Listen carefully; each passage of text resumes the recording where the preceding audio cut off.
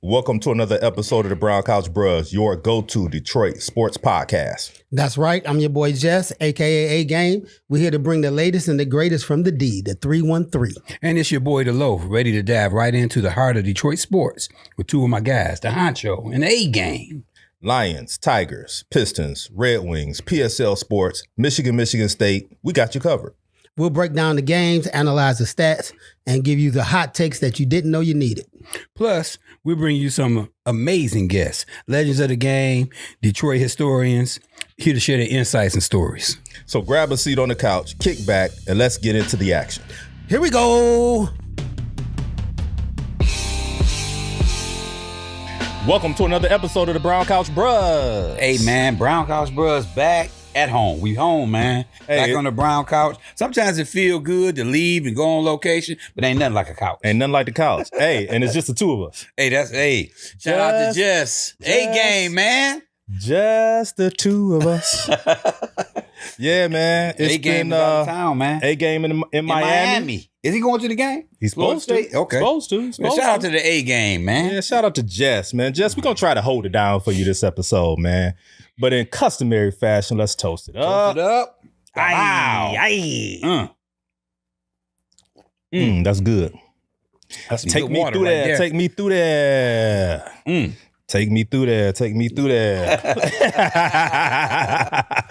Let's tip it off, man. What you got for your tip off? Man, just, I know I said about 2 months ago the Tigers had it wrapped up. I thought they had it wrapped up. Yeah. They gave up a 15.5 game lead. And they struggled, man. They just didn't make any trades at the trade deadline. Didn't upgrade. They got the best. They have the best minor league system talent going on right now in the major leagues. And Scott Harris didn't make any moves. So yeah. And we end up losing the 15.5 lead. And we pulled it out the other day, yesterday, matter of fact, 6-3 in a wild card game. So we're moving on to Seattle. So we still there, man, and that's all you want. You want your team to have opportunity, and at least we in the playoffs. So we there. Now we need to do a little bit more than we did last year. We advanced last year, but let's try to get to that final round. Yeah, let's try for the World Series. I mean, good thing that they took care of business the other night against Cleveland. Yeah, and they get themselves a chance, man. Get themselves a chance against Seattle. And you got to be in it to win it. So they in it to win it, man. Yeah. Real quick, man. My tip off today, man. I'm in mourning a little bit. Man, golf season is over, man. It's on at the tail end. It's the weather hit or miss, man. So in the golf now. I'm kind of We used to ride it. bikes and everything. You don't Everything. ride, you don't ride. Man. Bike, I don't want to ride. Okay. Hey, shout out to my people in bike life, man. I ain't been out there all year. Oh yeah, man, it's been a while, man, since you've been out there. Yeah, man. It's been a while since I've been out there, man. Go ahead, man. But yeah, man, golf season's coming to an end. We'll have some days here or there that we can get out there and play. Day like today. Yeah. I really like this weekend, man. It's going to be great this 80 weekend. Plus. Yeah. 80 degrees plus, man. But from here on out, over the next couple of weeks, it'll be hit or miss. You may be able to get out there again a day or two. If it's 50 degrees, 60 degrees, sunny, you'll catch me on the links. If not, I'll be in the lab. That's what I'm working on the game. Working on the game. The winter prep like? How does that work? I mean, what's the winter prep like? Well, for me, I mean, I'll be first of all, just, conditioning for golf, working on my back, your lower body. Y'all listening, right? Listening. All of that, just all working. Just playing. Working on, and this year I committed to working on my flexibility. Okay. Just getting more flexible with it. So I'll be doing some yoga, doing some Pilates, doing some real good stretching just to, as you get older, man, your range of motion starts to slow down a little bit, get a little stiffer. So this year I really want to concentrate on getting, more flexible, more flexion in my body. So that'll be the biggest thing over the winter. One other question. Do you plan on moving? I mean, not moving, but just going to other warmer climates and warmer states or even warmer countries just to get some rounds in for a weekend or, you go on vacation, you might go to Hawaii, whatever you want to do. Oh, yeah. I'll be in the mix there. I mean, we got the Q Tour coming up in December. So the Q Tour, the Masters will be in Florida. In December, first weekend in December. So I'll be planning that. So that gives me something to look forward to in terms of getting ready, getting positioned, because it will also be tournament golf, right? It'll be tournament style golf. So, man, I'm excited about that. But, for us in Michigan, man, we ain't got a whole lot of time to squeeze in golf. So when we had those days, those warm days, you ain't gonna catch me. You ain't gonna be able to catch me. On the links, you on the links, bro. You on the links. I'll be on the links, man. But hey, Jess isn't here. So his segment, What the People Saying. Man, what they saying? He sent us some stuff in, man, and it's been a hot topic, man. This stuff going on in the WNBA with Napheesa Collier. Napheesa calling out the leadership, she man. She dropped the mic the other day and called out the leadership, man, in the WNBA. And really what she was basically saying is they don't respect us. Cathy, the commissioner, doesn't respect us. And the relationship there is really torn. Now, part of this is they're in contract negotiations with the league. And so, I do this for a living. There's always a method to the madness. Yeah. So in order to set the stage as part of the contract, campaign, you really want to lay it out to the people what's happening and what's going on and how you're being treated. And the things you want to see. And so Napheesa Collier just laid it out, man. And the good thing about it is she had other WNBA players co-sign. Stars. Right. Not just the right people. The right people. Exactly. And former players as well. So you got the vets out there, folks like Lisa Leslie chiming in and saying, hey, man, this is Angel McCoughtry. Had a lot to say about it, man. So Jess wants to know, the people want to know, how does this thing go end? Well, there's a couple of things that need to be done. For one, we always talking about the money. I know you got to pay these people, man. Pay them. I know they're not gonna make like what the NBA guys make, $30-40 million a year. But a girl like Caitlin Clark, she made, and I just seen this today, she made $16 million off court. Yep. Made $16 million bucks, endorsements, or whatever she's doing off the court. So guys like that, or young ladies like that, the superstars of the league, or just pay them an equal fair share of what they're worth. The WNBA, it's a great league. I'm glad to keep our sisters and our other nationalities here in the States to play ball. They shouldn't have to go overseas and get caught up like our sister did in Russia. Going over to play some basketball. If you pay them here, they'll stay here. They'll stay here and do community service, which I'm not saying they don't do already, but they'll stay here, do community service. They'll stay here, do camps for the young sisters and the young ladies who want to play basketball. So first of all, you got to give them some money, man. And I think for me, the contract negotiations are going to take care of themselves, right? They're going to get a better deal than the deal that they have right now. Whether they have to hold out, whether they have to strike, whatever they have to do to get what they believe they deserve, I think that's going to happen and that's going to take care of itself. Because I do this for a living, I'm looking across the table at the person who's going to be negotiating this contract on behalf of the league. And I'm saying to myself, she got to go. Cathy's got to resign because there is a clear issue with the way she relates to the players. Disconnect and disrespect. And if I'm the league, if I'm other owners across the league, I don't have the confidence in this commissioner to negotiate on our behalf with these players. Right. And so I think she's got to resign, and she's got to resign soon. Now you saw, she issued a letter, responding, a statement responding to almost saying you should be glad that you're here. Well, that's what she said in private conversations with Fee. Right. But in that letter, it was kind of, weak a little bit, saying I respect the players and we're going to handle this, at the bargaining table, this and that. And, we've got the best product and, our players are the best in the world. And, our league has grown under my leadership and all that. And those things could be true. But the one thing that it always comes back down to is relationships and how you treat people. Yeah. And it's clear to me that the players aren't happy with the way that they're being treated by the commissioner of this league. Yeah, well, I agree. For one, when you have superstars stepping out like she did, saying what she said, and people supporting her fellow basketball players and co-workers and staff, they supporting her, something has to be done. Oh, yeah. You know, there's no shame in the game to remove a commissioner. No, You know, especially if you're trying to upgrade the league and move the league forward. Yeah. So moving forward, I agree with you. She has to go. They need to bring in somebody else that can sit down and bring more life to the dub. You know, Yeah. I'm you know, the dub is what it is. I mean, you got some of the best players in the world in Yep. the dub. You know, I'll throw some names out there. Go ahead. Because people are already talking who can possibly replace Cathy as the commissioner. So I throw a Detroit Shock name out there at you. Swin Cash. Swin Cash, Hall of Famer. Hall of Famer, WNBA champion. Delta Sydney Theta, huh?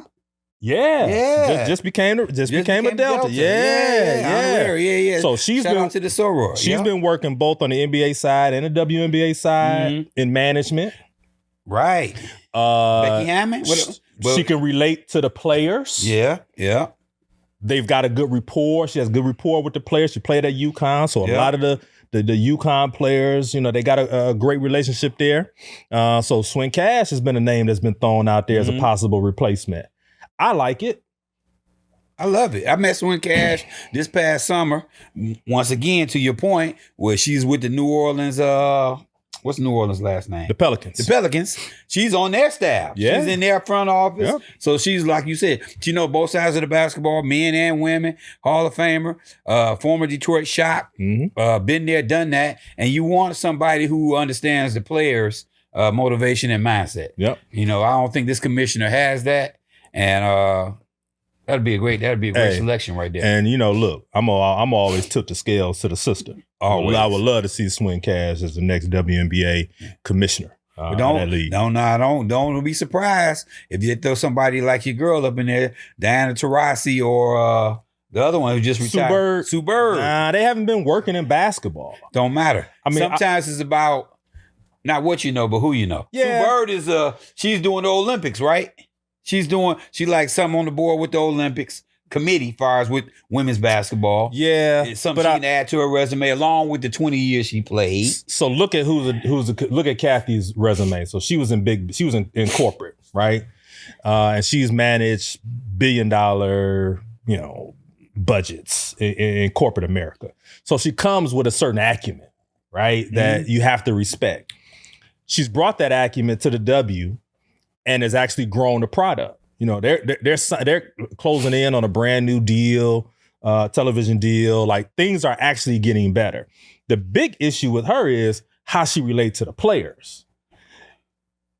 You gotta have someone with equal or greater resume. That they in my respect. opinion, that they respect. Right. Like not only your basketball acumen, but your business savvy, as well as your ability to relate to the players. And I think a person like a Swin Cash will have that. You look at Diana Taurasi and Sue Bird, they cool, greats, right? But I don't know what they've done on the business side. In the league or a league to really warrant a position such as this. Let me throw another name out at you. Maya Moore. Now, I know she's been doing a lot of stuff since she retired. Shout out to Maya Moore, just got elected to the Basketball Hall of Fame. Well deserved. 4-time NBA champion. I don't know, 3-4 time college champion at UConn. And I know she's been doing a lot of stuff, nonprofit, getting guys out of prison early or young ladies out of prison early or just fighting for different reform and to come to that genre and aspect. So I don't know if she fits the mold, but I think the respect would be there. And I do think the respect would be there with Swin Cash, to your point. Yeah, I'm just looking at people. And Maya Moore is, great. Probably one of the greatest women's basketball players of all time to ever play, arguably. Does she want to be around basketball like that? That is Has true. she been around basketball? That is true. I mean, she's been a wife, she's been a mother, she's been raising her family. Prison reform has been one of her passions. Et cetera. So I don't know if she even wants it. But you look at a person like Swin Cash, who since she stopped playing the game, since she's retired, She's still been around the game. She's been around the game, and she's worked and worked her way up into franchises, into the league. So I just think that'd be a great opportunity for the W to get it right. Right, I would agree. To get it right with a hire like Swin. And not only that, maybe she bring back the shock here. We talked about that. Well, they coming. But they coming. Yeah. I mean, we getting a team. Yeah, question is, what are they going to be called? I say call them the shot. Why not? I agree. Call them the shot. I agree with you. Yep. So must be the money. Hey, man. What you got today? I don't really got a lot today. I just think I mentioned with Caitlin Clark, the $16 million, man. You know, we got to start paying these ladies in the WNBA. They deserve it. You know, it shouldn't be where they have to leave our country to go over to another country to earn a living. They should be able to do everything right here as far as endorsement wise and stuff like that. We paying everybody else. Athletes over here get paid if you good. If you're a pro athlete, you make good money. Yep. In the WNBA, they should make good money. It's only so many teams, so many players. They're pro players. They're pros. Mm-hmm. They're the best we have when it comes to representing women basketball. Yeah. Pam. That's all I had to say about the money. Yeah. Bam. Now, one thing about that we didn't mention in the last segment about the W, you got Unrivaled now. So you got another league that's paying their players well enough for them not to have to go overseas. So Unrivaled is a really a strong bargaining chip for the WNBA players. And those were formed by the players. Exactly. By the players. Yeah, and so, you know, what we're seeing now, although it's not there yet, you know, equality is clearly not there. Men are getting paid in this country way more than women on average, you know, doing the same job in many aspects. So that's still a fight. Right. But now that the players have created their own leverage, the W has to now take notice and say, women have more options now. And so we've got to do right by the people that are bringing us the dollars, bringing the attention to the game, you know, globalizing the game of women's basketball now. And so, you know, hopefully with the growth of Unrivaled and the names that are playing in that league, you'll start to see the price go up for those players. So there it is. Yeah. There it is. So where they do that at, man? Man, shit, we trying to get it done here. I actually got two today. One, this has been a issue of mine for a long time. The tie in the NFL. Happened the other night, 40-40. Dallas, Green Bay. Bro, somebody got to win and somebody got to lose. I don't care if they go to I don't know about that. I don't care if they go to a kickoff. We did. Start at the 50. Kick field goal for field goal. But somebody's got to win and somebody's got to lose at the end of the day. I'm not saying that these guys got to bang for 3 hours, 4 hours at a time. You saying I know that's not safe. Set the ball here at the 40. Set the ball up at the 45, and it's going to be a 52-yard. Line everybody up. And we going to kick it. 52 kick it till yards, we miss. Kick it till you miss. Dallas gets a kick. Other team gets a kick. Dallas makes it, the other team misses. You win. Dallas win. It's got to be something. Let me ask you this. Can't go down. Do you move it back though? Like so, we keep going. We kick 252 yards. Yeah, keep going. We go from 52 to 57. 57. We gonna go 5 yards. 5 yards. 62, 63. They make them both. You know what? Just kick it off. That's a good idea. Just like in soccer. With the penalty kick. You know, the kick. Yeah, penalty kick. Everybody line up. Right. At the end of the match, they kick it. You know, to see who. Somebody got to win, bro. You know what? Somebody's got to win. That's a good idea. I hope y'all listening, NFL and the commissioner over there. They got to do something, man. They got to do something. What's his name? Peter. He making $50 million. Yeah. Another. Roger Goodell. You talking about Roger Goodell? Roger Goodell. Yeah, Roger Goodell. Roger Goodell make $50 million a year. Figure it out. No more ties. Yeah, man. There's no more ties, man. And it messes up the. But I like that. We started off at the 45. You kick a 52-yarder. If y'all both make it, we move it back 5. Move it back 5. Boom, boom, boom. Now, let me ask you this. If we was to do that, is it just a regular kick? Or we lining up. We lining up. We got to line up. We get blocked and all that. Yeah, we got to line up. We got to make it interesting. It's got to be game-like. Got to be game-like. We got to line it up. Put it in the kicker's hands, man. Yeah. But we got to do something, man. I can't do the ties. Yeah, what's your second one? Here's the other one. Why on earth are reporters in Cleveland interviewing the third-string quarterback 2 weeks in a row after losses?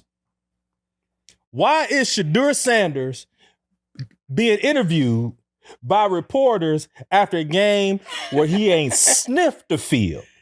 He ain't got nothing but headphones on, man. He ain't even calling in play. He ain't even signaling in plays. And they interviewing this kid 2 weeks in a row. What you think you gonna get, man? He looking around like, why y'all talking to me? Leave this kid alone, man. He trying to work to get himself on the field. Y'all want to make a story out of no story. Right. The only story that can exist at this point is if he gets an opportunity to actually be on the field. That's it. Get the mic out his face, man. Let him be a third-string quarterback. What are we doing? He third-string quarterback. You ain't interviewing no other third-string quarterbacks in the league. The first guy loses his job. The second string steps up. The first guy don't go to third. He go to second. Right. Shedeur ain't move up. He didn't move up. He's still third string. And they still try to interview this kid, man. What they want to get out of him? What they want him to say? What you want him to say, I should be starting? He ain't going to say that.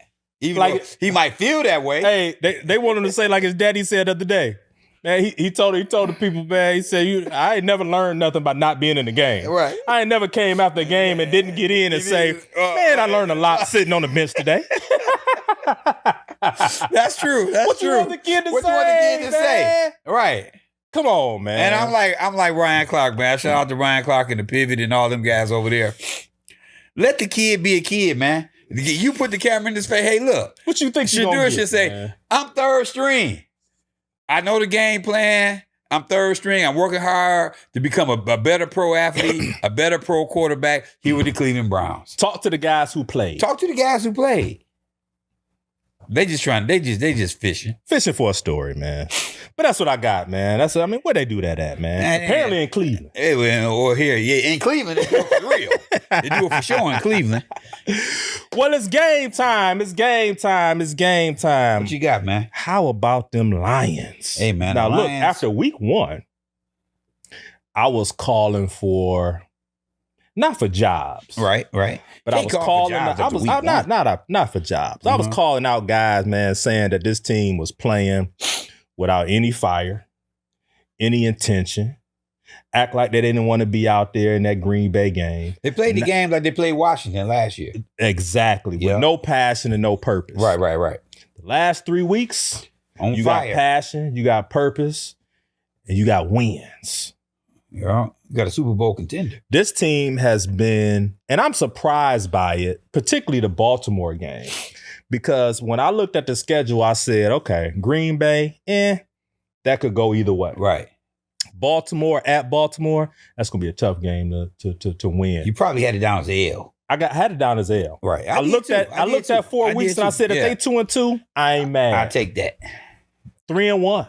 Right. After 4 games. With Cincinnati coming up. And Kansas City, both next 2 games on the road. But with Cincinnati, which are winnable. With Cincinnati is a way more winnable game than it was when Joe Burrow. Exactly. When you thought Joe Burrow was gonna suit up that day. Yep. I mean, and that Cincinnati team is reeling right now. You know, you got your superstar wide receiver not getting the ball, complaining on the sideline. Yep. So I like the Lions' chances after this week. You talk about a team. You talk about a team going 4-1 after 5 games, coming off a 15-2 season.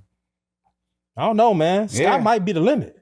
And so the thing I'm more impressed with is the 2 rookie offensive line. Well, the one rookie offensive line and Mahogany, the second-year player. Those guys, they pushing guys off the ball, man. If you really look at the film, I was watching some film earlier this week, and those guys are really assignment-based. They're really strong arming guys at the line of scrimmage, and they moving the pocket back. I mean, they pushing the defensive line back, and that's giving your guys, Gibbs and Montgomery, a chance to get into those holes and do what they do. Mm-hmm. Hey, they haven't allowed a sack in the last 3 weeks. Ain't that crazy? 3 weeks. Jared Goff hadn't been touched. Now he gonna get the Green Bay game. Now he gonna get sacked on Sunday just because we said it. But you know, might get sacked twice. He might get sacked twice just because he ain't gonna run. Hendricks, he might get him once or twice. Well, did Garrett get him? I don't think Garrett did. Garrett, he didn't give him a sack. He hurt him. He got hit. He got hit. He got hit a time or two. Go get hit. But he didn't get to him. It's the NFL. He didn't get to him. He's gonna get hit. But right now, Lions are probably the top 2 or 3 teams in the NFL behind the Eagles. I think Kansas City coming on, but the Lions and the Philadelphia Eagles gonna be tough. I got the Lions at 3, behind Buffalo and behind Philadelphia. Forgot about that guy. I think the Lions are the 3rd best team in the NFL right now today. If I'm doing my power rankings, I'm ranking the Lions at 3. But I'm most impressed with Kevin Shepard. Kevin who? The defensive coordinator. Oh yeah. Former linebacker. Yeah, he coordinated for the Lions, man. I think he is doing a hell of a job with that defense. Doing a hell of a job. I was extremely critical that they didn't make a big move in the offseason. Like Robert Saleh to get an edge rush. Well, to get an edge rusher. Okay. And I didn't think that what they were bringing back was enough to win a Super Bowl with. Okay. I'm not saying it's enough to win a Super Bowl. But what I am saying is this defense is a whole lot better than I thought they would be. I don't see a drop-off from Aaron Glenn to Shepard. I don't see a drop-off in his defense. As a matter of fact, they may be a little more aggressive. They brought the blitz a bunch of times, camouflaging the schemes in the backfield, making key decisions in terms of personnel. We're getting the Meek in the mix. Yeah. When the young boy was kind of struggling. Yeah. I don't know that Aaron Glenn would have made that decision last year with that group. But Shepard is saying, I'm gonna coach this team. Right. And I'm gonna coach this team in the image in which I see fit for this group. And I'm gonna make tough decisions. And I'm going to let guys know. Yeah. The best guys will play. Yeah. He apologized and said Meek should be on the field. Yeah. We ain't been playing him. He turned right back around the next week and played Meek Robinson. Yeah. And he showed out. And he should have. The young boy from Alabama, Arnold, he been struggling at the corner spot. Now we got DJ Reed, he's out. So that's another guy. Arnold really has to step his game up now because you in the mix, you back in the rotation. We're going to get Aleem McNeil back. We're going to get him back soon. They say he doing 80%, in practice right now. So I think the more weapons that the D coordinator has to work with, the better we're going to be. Adeem Mohammed, he stepped up on the other end, on the D end, to put some pressure on the quarterback. So to your point, I think the defensive coordinator has motivated these guys. And at the end of the day, it's all about the players. Yeah. It's all about the players. You only can coach what you got. Yeah. And you can motivate these guys. Dan Campbell's one of the best motivators I've seen. And obviously this linebacker coach, he's doing a job to motivate these guys to go out there and make plays. So, hey, man, we only going to go as far as we can get in them trenches. From the D-line and the O-line. Yeah. And once we get healthy on that D-line, we're going to be trouble. It's going to be trouble. I'm surprised what Aidan Hutchinson is doing this early in the season. I didn't think we were really going to see the real Aidan Hutchinson until about week 7, 8, 9. I thought it was going to take him some time to really get himself acclimated. But he destroyed any and everything that the Cleveland Browns wanted to do last week. I agree. Man, and he was the Aidan Hutchinson that we saw before he got hurt last year and his rookie season. An animal out there. And if he's able to do that for the rest of this year, man, I don't know, man. I thought the magic number was 12. Well, I had him 11-6. Yeah, it might be 12-5 now. It could be. Man, and I don't want to be a prisoner of the moment. Right. They had a great week last week, but if they play the way that they played the last 2 weeks, the last 3 weeks, man, 12 games may be easy to get. Well, see, the key is And I'm gonna tell you who else who stepped up their game is this guy Jack Campbell, man, that linebacker. Steady, man, steady. And when you got the 2 D tackles that's playing the rookie from Ohio State, and then you got Reader, healthy Reader. You had to throw that in. Throw that in. I had to throw that in. Right, exactly. You got the rookie from Ohio State balling. You got Reader balling. You bring back McNeil. Yeah. Now that push up the gut and that A and B gap. Oh shit. Them ends is feeding frenzy. What you think about the offense? Probably got the best offense in the game, man. I mean, excuse me, sniffing and everything, I'm kind of stopped up. But if you keep Jared Goff clean, he's proven that either he can get you the ball and he makes the right decision at the right time. I know a lot of people say we can't win the Super Bowl without Jared Goff. But I tell you what, there's only one person on that team who been to the Super Bowl. That's right. Guess who it is? It's Jared Goff. It's Jared Goff. He been to the Super Bowl. So with the weapons we have, now what I'm shocked about is Laporta is not in the mix as much as he was his rookie year. So isn't that scheme though? It's more so scheme than Laporta not being Laporta. I mean, well, I you know what I mean? Like he's gonna have his moments. I mean, you gotta know that like you got a top 3 or 4 tight end in the game. He's got to get the ball. I think it's more so scheme for the week versus who they're playing, the defense that they're playing against, as opposed to the Lions not wanting to get Sam Laporta involved or Jared Goff not wanting to get Sam Laporta. I agree with you on that. Because Jared Goff is going to find an open man regardless. Yeah. You know, he's, you know, according to Dan Campbell and the offensive coordinator Morton, he one of the smartest guys they know. Yeah. You know, he studies the playbook. You know the defense. He make the right calls. He changed the plays at the line of scrimmage. So our offense, man, we got weapons, man. And from a fantasy standpoint, you see that. We got weapons. Is Amon-Ra the best wide receiver in the game this year? As of right now, I would say Amon-Ra St. Brown is the top receiver in the game right now. Yep. Dependable. Man. Hands is there. If you throw him 7 targets, he gonna catch 6 out of the 7. He gonna make the tough catches. He blocks downfield. You know, so I would have to say Amon-Ra St. Brown is the best receiver in the game right now. Wow. That ain't a hot take. No, that's for real. You can line him up in the slot. He block. You can line him up outside, which they don't do a lot. But he do so much within that offense that you could run your whole offense around him. Put him in motion. You can put him in the backfield. Best receiver in the game right now. So I was having this conversation with a colleague of mine. Shout out to Penny Tony.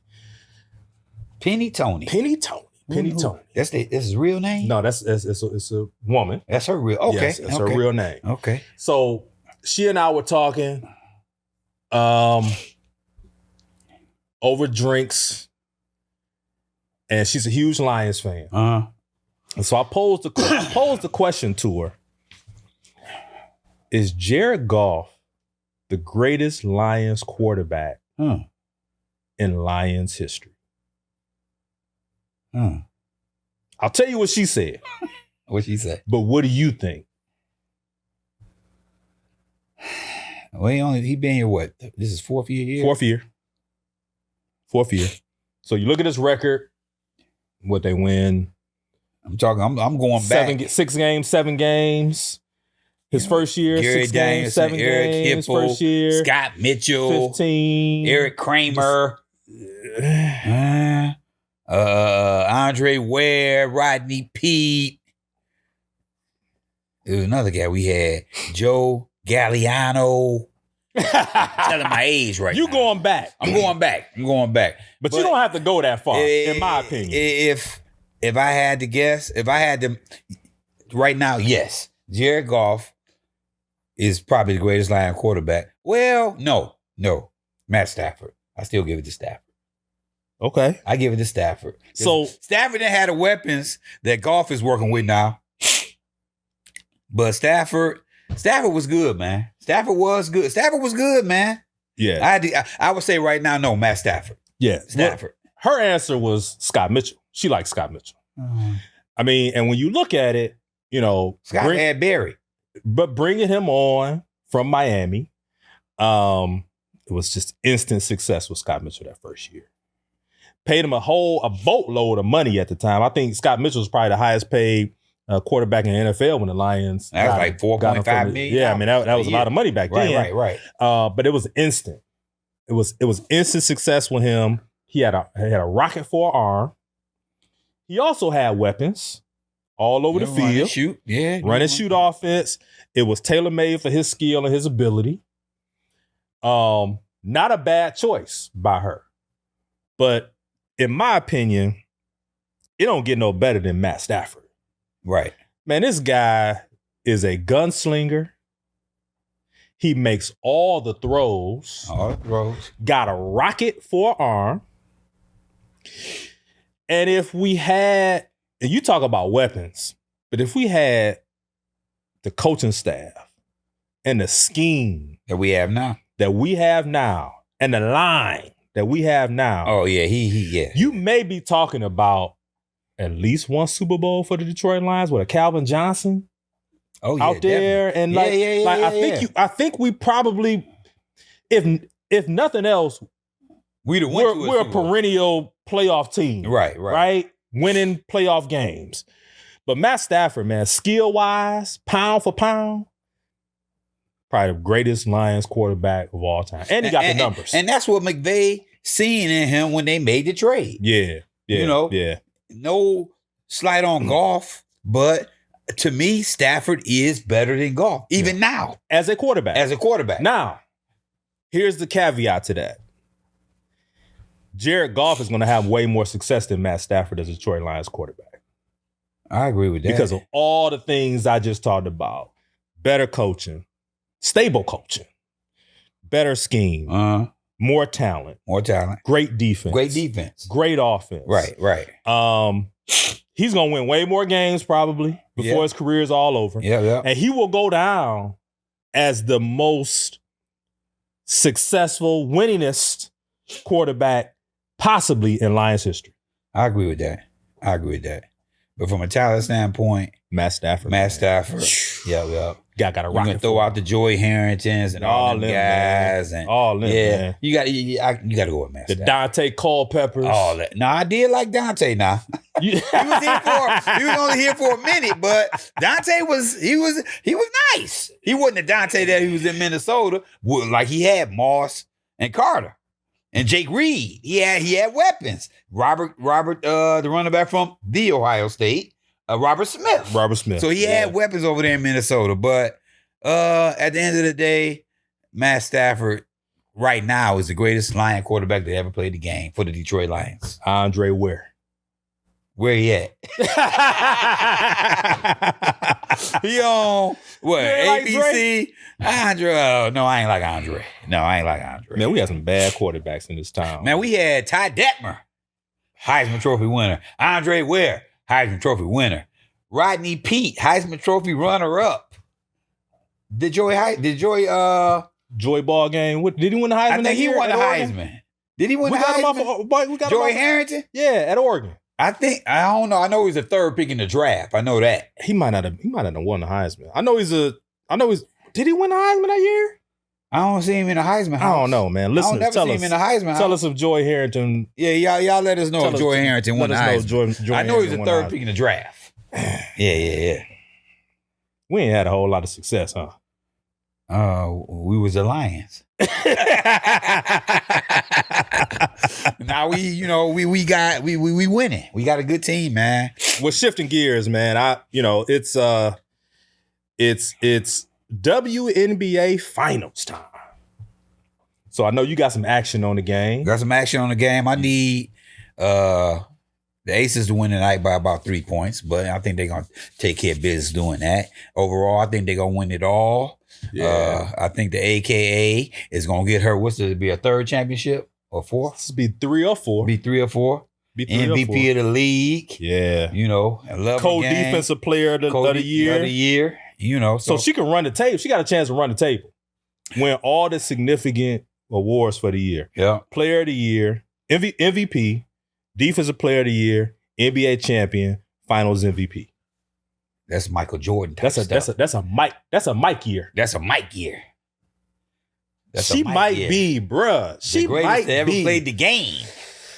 Who the greatest to ever played the game right now? If you had take her out Maya Moore. Lisa Leslie. It's not Lisa Leslie. Spoon. It's definitely Taurasi. No. Well, your girl from LSU played at Minnesota. You know who I'm talking about? Who? Played at LSU. Then played at 1-4 Chips. Played with Minnesota. Yeah. Oh, I know you're talking about. I can't think of her name right now, but I know you're talking about. Yeah. No. Okay. No. Okay. To me, it's got to be Maya Moore. The greatest to ever played the game. That her pull-up game, 1 dribble pull-up, 2 dribble pull-up, coming off screens, shooting the 3, post you, score, defend, rebound, win at every level. Got to be Maya 2 Moore. or 3 at UConn. Right. I think she got 4. 4. 4 with Minnesota. No, Stewie got 4. Stewie got 4, yeah. So 4. She got 2 or 3. 2 or 3, right. 4 at Minnesota, 4 or 5 at Minnesota. 4. Augustine, that's what I was thinking about. Simone Augustus. You talking about Simone Augustus. Yep. Maya Moore was a beast. Got the numbers. A beast. A beast. How tall is she? 6'2"? Might be 6'2". Might be around 6'2". But man, Asia Wilson, man, I looked at her footwork the other day. And I was looking at, like, who do I compare this footwork to? Elijah Wan. She could catch and turn over either shoulder. She can face you up, take it to the basket. She can rebound. Now she's shooting a 3. If she ever decided that she really wanted to get serious about being a 3-point threat, bruh,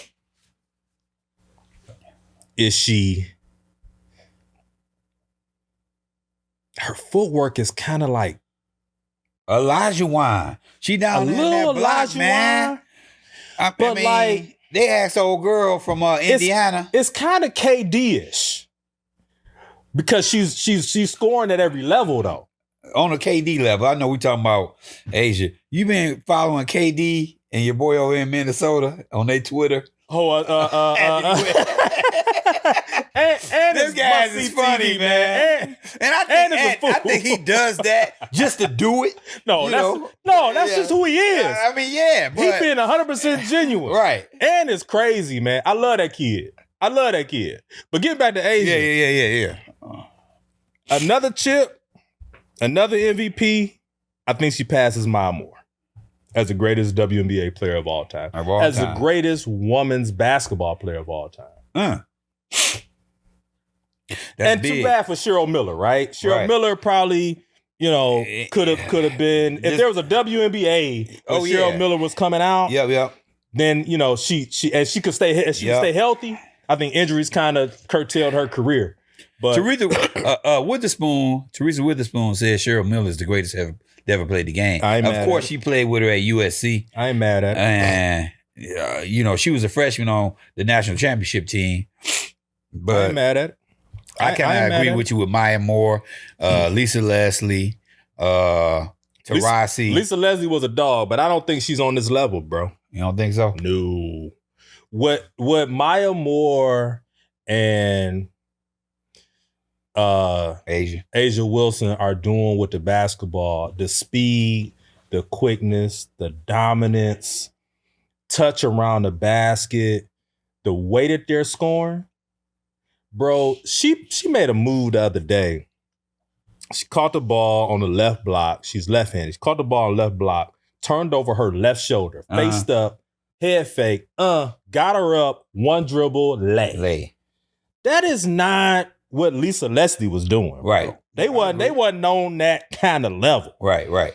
And the way that the game is evolving and women are evolving with it, bro, they different.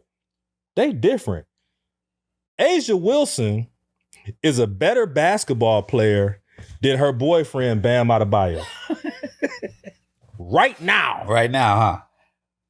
She's had a better career. Footwork is much better. She's more of a scoring threat. She's a 3-level scorer. He's not. Right. And he probably make 10 times as much as she do. And I tell you one thing else she got that they don't got. She got a statue. Already. Outside of South Carolina. And a shoe. That's sold out. Yeah. right now. You lucky, Bam. They together all the time. Too. Yeah, they are, man. It's a cool, it's cool relationship. I like how they move and groove, man. It's good to see. Good to see that, man. Shout out to Black Love. Yep. But hey, it's been another episode of the Brown Couch Bruhz. Man, we back on the couch. Hey, shout out to A-Game, man. Enjoy Miami, man. Florida State, Miami tomorrow, man. That's going to be a good one. It's going to be a good one. I like Miami in that. I like the Miami defensive line. I like Florida State's quarterback, but I think that Miami's defensive line will be able to neutralize all that. And like I said, the game was won in the trenches, man. Oh yeah. And man, Miami, man, is there's been a resurgence of the Canes now, man. The Canes, a co-worker of mine's son committed to Miami. I can't remember this young man's name, but he played at Hoover in Alabama. I want to give her a shout out. Stefina up at my job, UAD Dental. Her son committed to Miami. He played D tackle. He just tore his ACL, but they still gonna honor the commitment. Cool. Shout out to them Canes. Shout out to Miami. Shout out to the A-Game. We'll see you next week. It's been another episode of the Brown Couch Bruhz, and we are out.